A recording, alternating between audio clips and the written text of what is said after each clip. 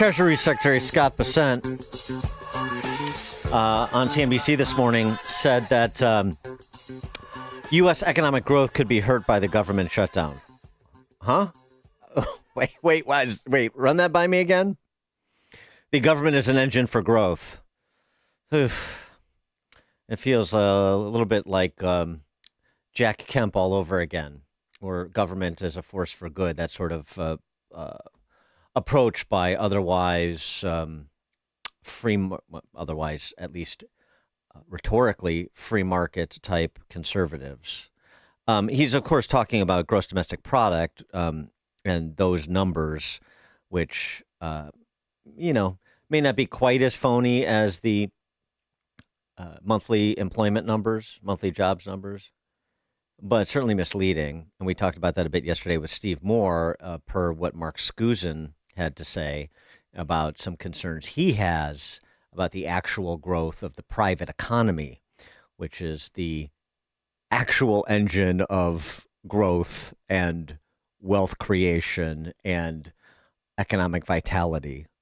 So I wish, I know what Scott Bessent is saying, but I wish in these moments he would provide, rather than just like trying to score a cheap political point, Chuck Schumer is going to, cause, and this obstructionism is going to cause an economic slowdown. Rather than doing that, use this as an opportunity to sort of set the record straight on a go-forward basis, regardless of who's in office, in terms of what is important to understand about a free people operating in a free economy. But that's me, and I'm a bit of a stickler. And somebody who's even more of a stickler than me is our next guest, so I know what he's going to say. John Tamny is the editor of RealClearMarkets.com. He's also the author of The Money Confusion, How Illiteracy About Currencies and Inflation Sets the Stage for the Crypto Revolution. John, thanks for joining us. Hey, thanks for having me. All right, so go ahead. See if you can do better than I did in response to Bessent. Well, it's not an if or ever thing. Government just doesn't add to growth. By definition, it's a weight on growth because it's a cost. Government takes from the productive parts of society and allocates the resources in political fashion, whereas in the real world, resources are allocated in ruthless fashion. If you're not achieving a return, you won't be doing anything soon enough. That's not true of government. So you're right. I mean, it's a missed opportunity for Bessent. I think you put it better than I, that, for once, just for once, could a Republican talk like a Republican, or we talk like we expect them to talk, and say, it really doesn't matter. The real production is outside of Washington, D.C. Yeah, right. I like that. Government is a cost. This just in, like, we can't tax our way to prosperity. We can't cost our way to prosperity either. It's the other side of that coin. So let's just stop with the silliness and talk about what we need to do to reduce. I mean, especially now, talk about a missed opportunity. The missed opportunity is, the good news is that this may result in a lot of jobs being eliminated in the federal government. And this is nothing against federal workers, but just jobs being eliminated because we have too many federal government jobs. The federal government costs too much. It tries to do too much. Tries to do a lot of stuff it has demonstrated it is not very good at. And so this is an opportunity to shrink the size of government to unleash more of the productive capacity of the American people. Yeah, I would normally get excited about that, but you know what's going to happen here. There's no such thing. There's the old John Stuart Mill said, no act of saving subtracts from consumption. And he was right. What we save is just loaned to someone else. No act of government spending cuts ever shrinks government. It just frees up money for other really awful ideas. That's why I argue in the deficit delusion that spending cuts are a non sequitur when it comes to shrinking government. We have a too much revenue problem. And, so if they fire a few people, so what? Again, for what, could Republicans ever just talk good economics? I'm so tired of this. I'm so tired of having to pretend like what's going on, the investments in Intel and the shaking down of law firms and the shaking down of universities. I'm so tired of pretending like that has something to do with what Republican Party historically has been. It doesn't. Neither do tariffs, none of this stuff. Right. Yeah. No, I mean, it's right. The government problem is a revenue problem, but not in the way that they think about it. It's a revenue problem. It has too much revenue, not too little revenue. No, that is the way we should talk about it. You're right. And I get caught in that trap too. I mean, because you do want to take whatever, a slice of the loaf you can get and just reducing any structural cost, like the number of like personnel and the salaries and benefits associated with personnel. From a business perspective, okay, we're going to have to be more efficient because we're reducing the personnel. But obviously with a printing press, that's all out the window. Well, I would reject the printing press notion. I think you've been talking to Skousen, but Well, yeah. What well, you would reject the printing press notion that what in what sense? If Treasury had to print money to fund the government, then the government would be very small because the government would have no debt and they would have no revenue. There's no printing going on. The U.S. Treasury is backed by the most productive people on earth. It's sad, but that's the way it is. And what I keep arguing is that if you think tax revenues are high right now, wait a decade, wait 2 decades. The present is small by comparison to where it's going, which is why, okay, I'm a lowly voice saying the Laffer curve is defunct. It is the worst ever, not because Art Laffer's not a great man, but the idea that we'd be on the side of raising government revenue is so at odds with reality, and it's such a big driver of the debt. Who can't borrow if they're known to be taking in a lot of money? Well, I understand, but the I mean, you just wrote a piece over at realclearmarkets.com about the weak dollar and so your perspective on the shrinking purchasing power of the American dollar. Well, that's what President Trump wants, and presidents get the dollar they want. I don't think it has anything to do with government spending, but Trump's always wanted a weak dollar. That's what he ran on. You know who the dollar didn't weaken under? And I'm not a fan of Joe Biden, but the dollar didn't really weaken under Joe Biden. We just redefined inflation under him to make it look like he did something to cause that. Sadly, Trump's not like Reagan. Sadly, Trump's not like Bill Clinton. The best dollar president in both of our lifetimes was Bill Clinton. Look at how strong and stable the dollar was. Is it any wonder the economy soared? And so I keep asking people, the economy's good right now. Look, Americans are incredibly productive. But imagine how much bigger it would be if the dollar were stable. So there wouldn't be all this investment, all this buying of inflation hedges. What did von Mises say? There's a rush to the real during times of devaluation. The boom now would be small compared to what we could be. But Republicans don't act like Republicans anymore. And so the weakness of the dollar, the proximate cause of the weakness of the dollar, in your view, is what? Presidents get the dollar they want. Remember, FDR devalued the dollar in the bathtub. He just said, hey, I decree the dollar this. President Nixon, the Fed had no choice in the matter. Fed Chairman Arthur Burns begged President Nixon, do not sever the dollar's link to gold. That will cause inflation, which logically it would. No, President Nixon wanted a weaker dollar. He severed the link. Presidents can put us on the gold standard. They can take us off. They can put us on a Swiss franc standard. They can put us on a silver standard, oil standard. They control the dollar. Trump wants a weak dollar, and markets have to price that reality. It's a sad reality because he's the one person who could say, look at what they're doing to you. Look at what Treasury's done to you, robbing every American who earns dollars of their just desserts. But instead of that, he pretends that a weak dollar makes us more competitive globally. Shame on him, but bigger shame. Why, did you ask Steve Moore about this? Why isn't he talking to Trump about that? Why isn't Larry Kudlow? Why isn't anyone getting to Scott Bessent and saying, well, this is Ronald Reagan ran on a return to a stable dollar? Well, how have we become so ludicrous? Yeah, but I mean, what the economic forces that impact the strength of the dollar? I mean, let me. Don't. Well, let me. So okay, so let me flip it then. So if Trump wanted a strong dollar, it's short of going back to the gold standard, which is not going to happen. Then what would be the things he would be doing? He would say, "I don't like the direction of the dollar. We have ways of fixing that," which they do. Which are what? It could be anything. I mean, I don't know why you think we never go back to the gold standard. I won't argue that, but no. I mean, money's a measure. Yeah, I would. I mean, I'm not opposed to it. I'm just saying that that is not realistic. So, in terms of but Trump could do it between breakfast and lunch if he wanted to. To say that he will is a different thing. I'm not saying it's going to happen, but Ronald Reagan ran on returning to the gold standard. Well, I understand, but and of course that didn't happen. So he chose not to do that, according to you. He didn't. But President Clinton, what was the big? What did Treasury Secretary Robert Rubin say week after week? A strong dollar is in the best interest of the American people. Not once did the Clinton Treasury ever say we don't like the value of the dollar versus the yen.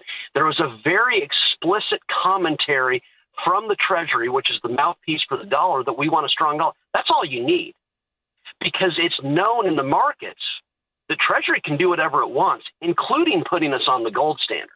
And so, yes, presidents get the dollar they want. This is not economic forces driving down the dollar. Trump wants a weak dollar. Reagan and Clinton wanted a strong dollar. So George W. Bush wanted a weak dollar. He got one, and it destroyed his presidency. Right. So, well, I mean, I agree with you about a strong dollar, and I agree with you about the argument that a weak dollar helps U.S. exports, and that's a good thing. I agree with you that that is incorrect. But nonsense. But are you saying that if a president says I want a strong dollar, we get a strong dollar, and if a president says I want a weak dollar, we get a weak dollar, and that's all there is to it? Yeah. Yeah, basically. I know that sounds nuts, but presidents, I mean, what do you want me to say? Presidents get the dollar they want. Let's go to Thatcher, her Treasury Secretary, which is the Chancellor of the Exchequer. Read his memoirs. He said all the markets had to know was that I wanted a £1 per Deutschmark exchange rate. He said we did nothing. Markets immediately corrected the pound to that price. Presidents get the dollar they want. Trump, we're talking every day about the dangers of a weak dollar. Watch as the dollar rose and the price of gold fell. Well, okay, but you saw this when Reagan was running for president. What happened? Gold hit an all-time high, dollar hit an all-time low in January of 1980.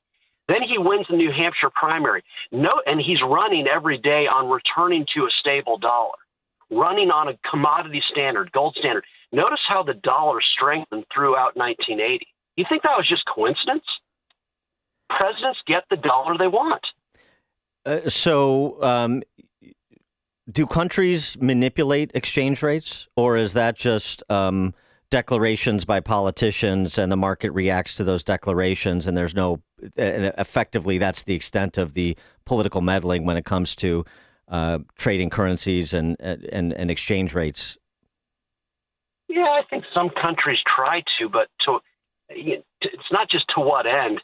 Why does the dollar circulate around the world? It's because local currencies aren't used. Everyone's complaining about the Argentine peso and why don't they dollarize? Well, guess what? Argentina's economy is already dollarized. You want to buy a house there, you better have dollars. You want to do anything important, go to any business in Argentina and offer them dollars or pesos. You know what they'll take. Yeah. And they'll offer you a better deal. It's already dollarized. And so what's sad is when we fiddle with the dollar, as we've done off and on throughout modern times, the rest of the world suffers even more than we do because their currency, the dollar is the currency of business in North Korea. Sorry, it's illegal, but it is. It's the currency of business in Iran. It's the currency of business in Venezuela. When we do this, the implications globally are awful, which is taking you off on a tangent you probably didn't want to go to. But no, President Clinton didn't. It's not like they tightened money when President Clinton was president. It was clear from the Treasury Secretary that we believe in a strong dollar, and markets keyed on that. And where does the weak dollar? Is it your view that the weak dollar is exposing the United States to going to a place where the dollar is not the currency with which business is done in the world? Yeah, well, two things. It wouldn't be. I've said on your show before, and it still wouldn't surprise me if eventually Amazon just starts issuing a currency. Amazon dollars. I'd prefer to earn Amazon dollars because they wouldn't devalue on me the way U.S. Treasury always does. And so I can see that. But the challenge right now is what drives economic growth? Well, it's not consumption. Consumption is an effect of production. So it's investment drives economic growth. What are investors doing when they put their wealth to work? They're seeking future returns in dollars.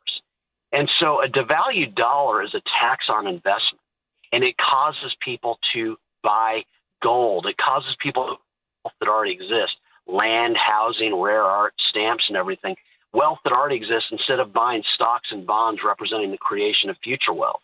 And so to me, it's always, okay, well, yeah, we're booming right now. We're the United States. We're the, most brilliant country on earth.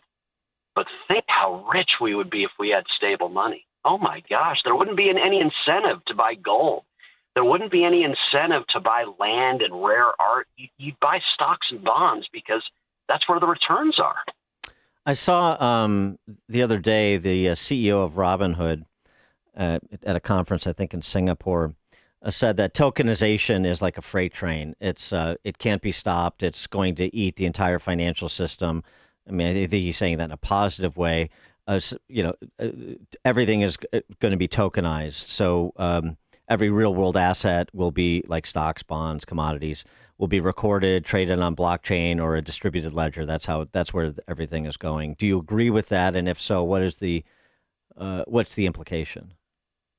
Oh, I think the implications are pretty grand, because essentially what he's saying is that just as every other profit center is competed away in a profit-motivated system, so profits from currency trade.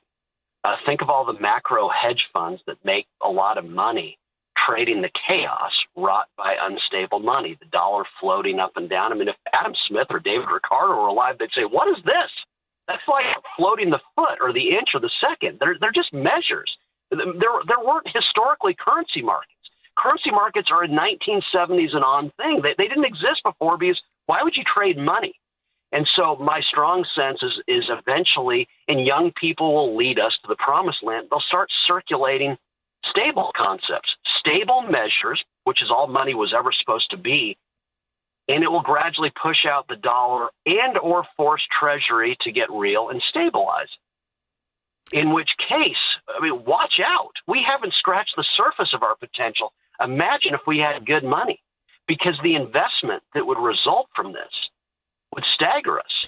But we're not close. But how do we ever get? I mean, if if I'm understanding and representing your position correctly, how would we ever get to a stable dollar if the strength of the dollar is based on expectations that are driven by a politician or a president's rhetoric? Well, because the president could say, we going forward, we define the dollar as this. The markets gave us gold. Gold didn't just happen. That was what markets happened upon after millennia of trying to find something stable to measure money in. And so we've already got the constant gold. All a president would have to do is say, this floating dollar really is problematic in so many ways. We're going to define it as this. And once you do that, you're done. You just do that.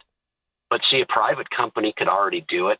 Again, as is right now, the dollar is the currency of choice around the world. And so there's nothing saying that Amazon couldn't replace the dollar here, or JP Morgan couldn't, or name your company. What we know, and we know it from all the currency trading, is the markets don't like unstable money. There's $10 trillion of currency trading today. Right. That is a market signal that the world hates unstable money. And so eventually, because of that, the markets are going to fix it.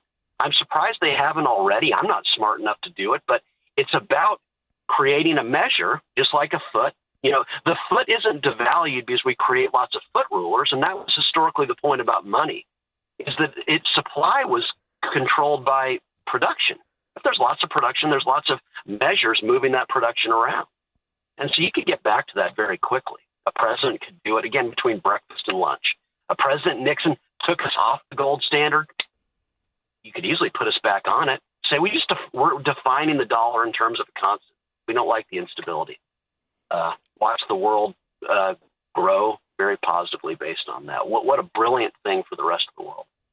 John Tamny is the editor of RealClearMarkets.com. He's the author of The Money Confusion, How Illiteracy About Currencies and Inflation Sets the Stage for the Crypto Revolution. John, thank you as always.